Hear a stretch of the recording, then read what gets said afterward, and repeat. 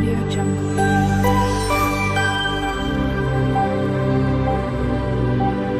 Audio Jungle.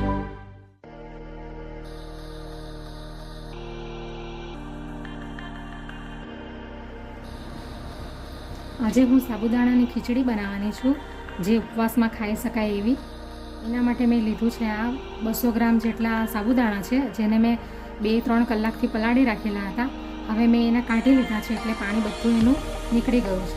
આ છે થોડાક કડી પત્તા છે 6-7, અને એક લીલું મરચું છે, જેને મેં ટુકડા કરી લીધા છે. આ થોડાક સિંગદાણા છે, એક મોટું આ બટાકું છે, જેને મેં કાપી લીધું છે ઝીણું. આ છે સિંધવ મીઠું છે, આ ઉપવાસમાં ખાઈએ. અને આ થોડુંક અડધી ચમચી જેટલું જીરું છે. હવે આપણે ચાલુ કરીએ સાબુદાણાની ખીચડી બનાવવાનું. એની અંદર હું આ ઓલિવ ઓઇલ નાખીશ.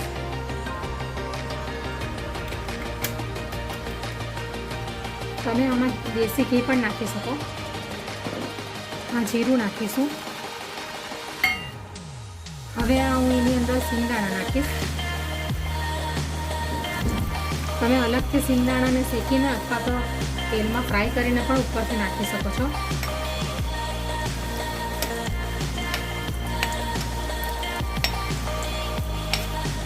કડી પત્તા અને મરચાં પણ નાખી દઉં છું. હવે આપણે એને બરાબર શેકી લઈએ.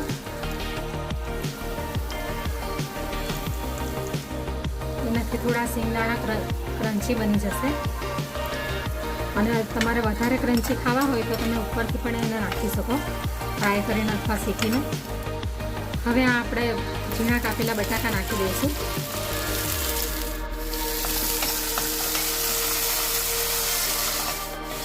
એ પણ બરાબર ચડી જાય ત્યાં સુધી એને શેકાવા દઈશું, ચડવા દઈશું. આપણે ચેક કરી લઈએ કે બટાકા ચડી ગયા છે કે નહીં. ચડી ગયા છે. હવે આપણે આ સાબુદાણા એડ કરી લઈએ.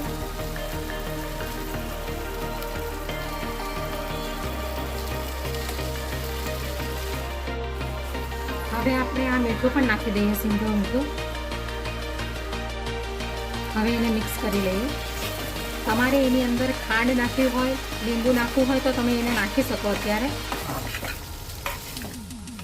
અને લાલ મરચું નાખવું હોય તો એ પણ નાખી શકો. હવે આપણે એને બરાબર મિક્સ કરી લઈશું, બરાબર હલાવી લઈશું.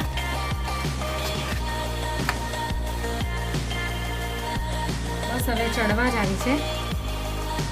1-2 મિનિટ સુધી રવા દઈશું, પછી ગેસ બંધ કરી દઈશું. હવે આપણી ઉપવાસમાં ખવાય એવી ફરાળી સાબુદાણાની ખીચડી તૈયાર છે. પ્લેટમાં સર્વ કરી લઈએ. હવે આપણે એને ડીશમાં કાઢી લઈશું.